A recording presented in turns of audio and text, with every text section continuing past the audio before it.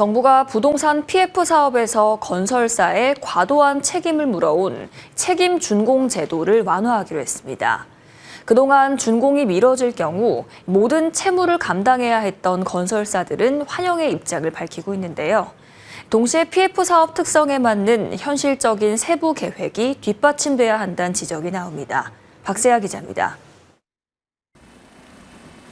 책임 준공은 부동산 PF 사업에서 정해진 기간 안에 공사를 마치지 못할 경우 시공사가 채무 전부를 인수해야 하는 계약 조건. 국토교통부는 건설 경기 침체 장기화로 건설사 도산 위기가 커지고 있는 점을 감안해 책임 준공 완화 방안을 내놨습니다. 국토부가 발표한 PF 사업 구조 개선 방안에 따르면 책임 준공 완화를 위해 PF 대출 계약의 연장 사유를 확대하고 만기일을 최대 90일까지 연장해 기한경과 일수에 따라 채무 인수 비율을 차등화하는 내용이 담겼습니다. 또한 자기자본 비율이 40% 이상인 사업은 책임 준공 의무를 면제하고 20% 이상인 경우 협의를 통해 부담을 완화하는 방안을 계약서에 담도록 했습니다.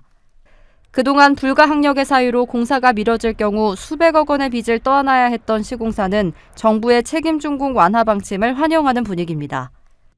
건설 현장에서는 준공을 지키지 못할 예측되지 않는 요소들이 너무 많기 때문에 결국 시공사만이 아니라 시행사와 신탁사 이렇게 다 같이 사업 리스크를 나누는 방향으로 가는 게 건설업계에서는 현장의 개선안이 제대로 적용될 수 있도록 준공기한 연장 사유와 협의 기준이 보다 구체적으로 명시돼야 한다는 의견도 있습니다.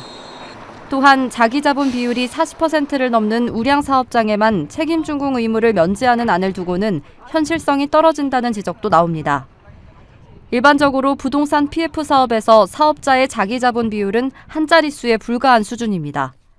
자기 자본 비율을 40%나 20%로 높이는 방향들은 지금 업계에서 활성화시키기에는 상당히 제한적이라고 보여지는 거죠. 국토부에서는 PF 사업 안정을 위해 자기자본 비율에 따라 사업자의 보증료를 할인해주는 방안도 발표한 상황.